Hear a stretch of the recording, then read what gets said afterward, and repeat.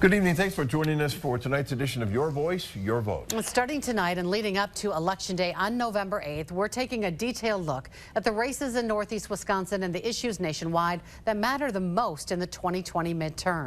For voters who are casting an absentee ballot by mail, please be sure to follow the instructions that come with your absentee ballot and ensure that both the voter, yourself, and your witness provide complete information. And so we do encourage people to please follow those instructions to make sure that your ballot is counted. The prosecutor in Ozaukee County is calling this a test case. 52-year-old Paul Bazell of Mequon accused of voter fraud after court documents say he posted a picture of his completed April ballot to his Facebook page. Bazell is a member of the Mequon-Thiensville School Board. He faces a maximum of 3.5 years behind bars and up to $10,000 in fines if convicted. Is there any middle ground that you'd be willing to look at in order to pass a different law here in the state? The middle ground for me has always been supporting Roe v. Wade, the way Roe v. Wade was in the state of Wisconsin before it went away. Jason Zimmerman is live in Marinette, where Michaels is holding a rally just minutes from now. Jason. Cami, Tim Michaels was the only candidate for statewide office to decline to do a one-on-one interview with us, despite us asking him repeatedly to do so and even extending a deadline at the request of his campaign. So instead, we pulled from past debates and speeches along the trail to give you an idea of where he stands on some of the biggest issues this election season. A car was broken into just down the street. His campaign seized on the opportunity. This happened with all kinds of people around. They smashed the window, went in, and then they tried to hotwire the car to steal the car. Middle of the day. He would endorse Trump back if he announced a run in 2024. I wish he was president today and he had 4 more years. In 2024, if he does, I will support him and I will endorse him. We need somebody like that in Washington, D.C. However, that's not what Michael said the day before during a town hall. I have made no commitments to any candidates in 2024. The Waukesha County Sheriff's Department is investigating who requested absentee ballots on behalf of military members and then had them sent to the home of Republican Assemblywoman Janelle Branchen. The lawmaker says she contacted authorities after receiving 3 ballots from Menominee Falls, South Milwaukee, and Shorewood, made out to 3 different women named Holly.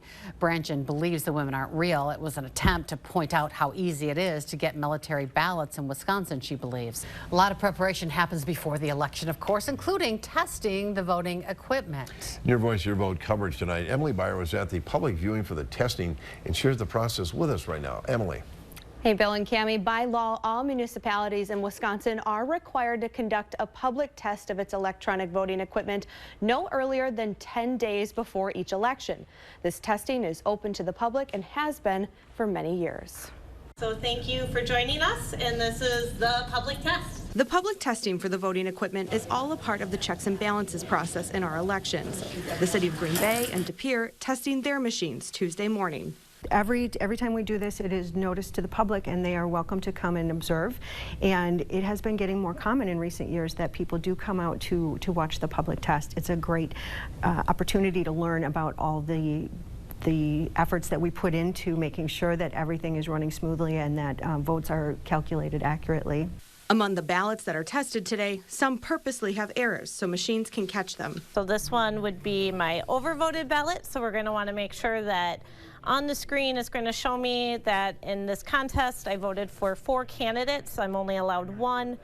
Emily Byer joins us now to explain what happened in court and how the issue was resolved. Emily. Bill, ultimately both sides came to an agreement in which the city would remedy the access issue brought up in the lawsuit by 2 o'clock today. The issue raised by the plaintiffs is that in-person ballot voting is split into 2 different areas at Green Bay City Hall.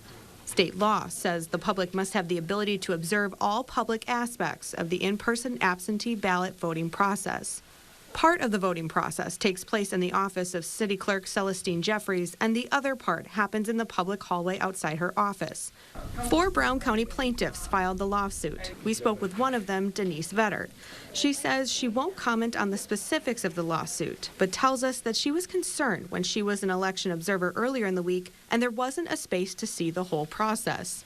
I was uncomfortable because my understanding is that an observer has the right to observe the entire public voting process, which is everything from getting your ballot through having your ballot dropped off and certified. An agreement in court between both sides was reached in an off-the-record meeting. Is the city able to implement the court's intended order? Yes. And when would the city be able to do that by? 2 p.m., Your Honor. And those changes had to be made today. This is what the city ended up doing. They created this space here for election observers. Vetter says she's happy changes were made today. Well, I'm confident because there are other people in the clerk's office observing there. So the whole process is being observed. In the race for Wisconsin Attorney General, the one common denominator is Fond du Lac County. The current AG, Josh Call, a Democrat, grew up here, and his Republican challenger, Eric Toney, serves as district attorney.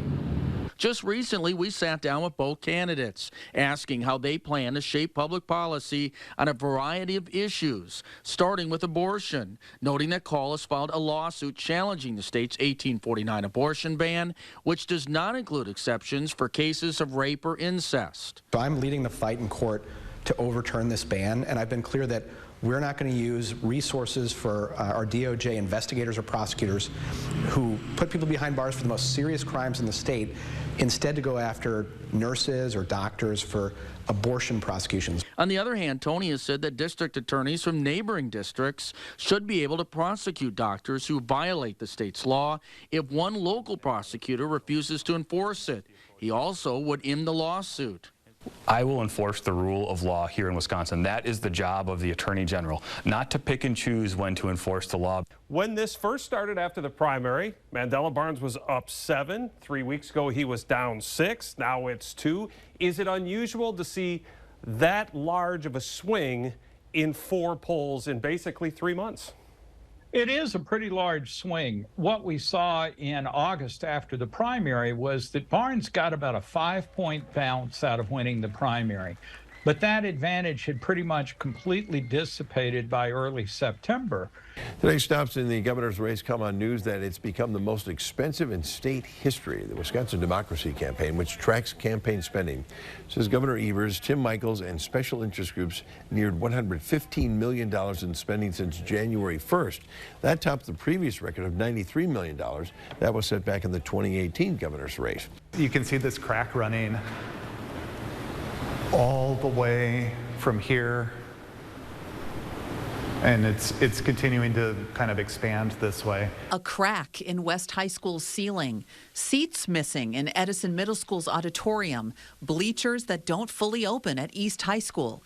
They take money to fix. The system of funding works in the state of Wisconsin in order to do large maintenance projects or building improvements. It requires a referendum to bond to get the money up front to complete those projects. The Green Bay Area Public School District is asking voters to say yes to a $92 million capital referendum. The last referendum Green Bay voters passed was in 2017, and the district has paid off that debt. Paying off that debt from the 2017 referendum early saved the taxpayers $12 million in interest payments. There are 13 other school districts in our area posing referendum questions to voters on Tuesday. You can see the list of the districts right there in your screen. At this time around, as he seeks a third term, we asked the same question, wondering what changed his mind as he sat down with us in our Fox Valley newsroom. I didn't contemplate what a disaster Democrat governance would be. So I think in another term I can even help improve things more. This country's in peril, and I think I can help. Let's begin tonight with the candidates on the campaign trail. Jason Zimmerman joining us live from Abilene with a look at the race for governor and U.S. Senate. Jason. Bill, 4 years ago, Governor Evers was elected by less than 1 percentage point. This vote on Tuesday is expected to be just as close. Both candidates continue to travel the state to reach out to any voters who might be undecided, but also to drum up enthusiasm among their own supporters. Now, Republicans running for governor and U.S. Senate making a joint campaign stop this morning in Green Bay. Both Tim Michels and Senator Ron Johnson saying the voter enthusiasm and the track record of recent years in Madison and Washington are on their side. This is what really matters. I call it the enthusiasm factor. Everywhere we go, we're getting tremendous turnouts, and people are really, really fired up. They caused inflation. This didn't just happen. This was caused by Democrat policies, Democrat governance, and the major cause was all the massive deficit spending. We need to reduce that drastically. Meanwhile, Democrats were on the stump in other parts of the state. Governor Tony Evers' bus tour in far northwestern Wisconsin, visiting Superior and Hudson. Lieutenant Governor Mandela Barnes, meanwhile, spoke to supporters in Madison, both saying Tuesday's election is putting democracy on the line.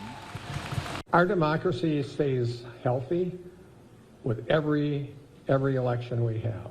And the more people we have voting, the better. That should be the way it works.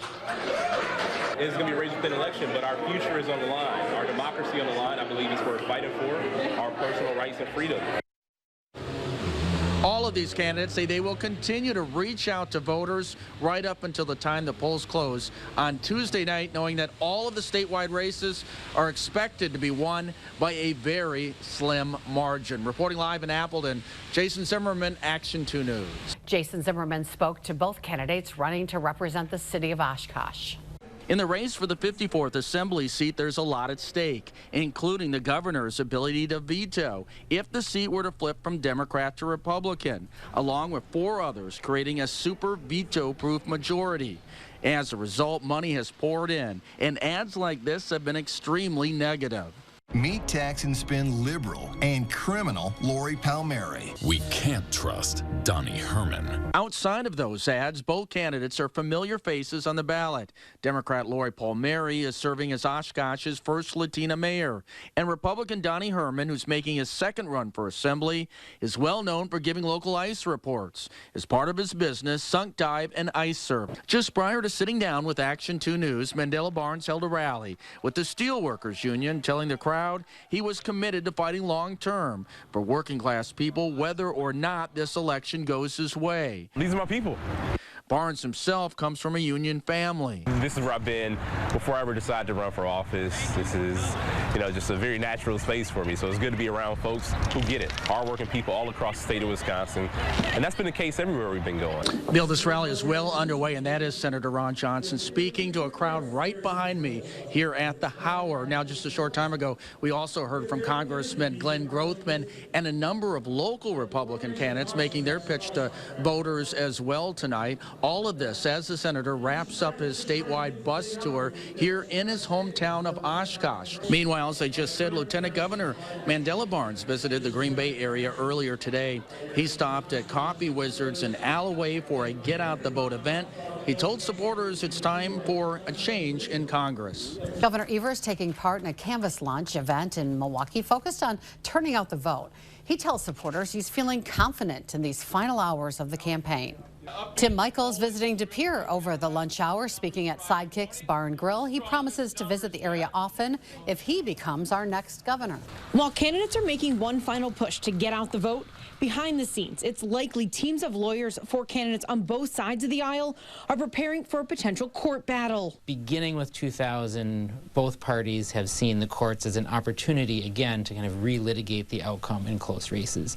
So for the rest of us, we just have to wait. Miami officials say they anticipate to see high voter turnout, so you'll want to make sure you plan out some time to vote tomorrow. There could potentially be a line when you go to vote. And if you have not registered to vote yet, you can still do that tomorrow right at your polling location. You'll just need to bring proof of residence with you. That could be a water or a mortgage bill, along with a photo ID. If you're not sure where you need to go to vote, we've made it easy for you. We have a link on our website, WBAY.com. That link will take you to myvotewi.gov. There you can type in your address, and the website will tell you where your polling location is. Where is voter enthusiasm? Well, I think it's high. Folks are definitely going to be showing up to the polls here when it comes to Governor Evers. They know that he's worked to bring people together. The enthusiasm of the Republican Party is off the charts. This is, I've often said that some of the greatest change in this country comes from the kitchen table. And this is a kitchen table election. Well, that's it for us. Now it's up to you, the viewers, to exercise your constitutional right, and please vote. And stay with us tomorrow for complete coverage of the 2022 midterms. Good night, and we'll see you on Action 2 News at 10.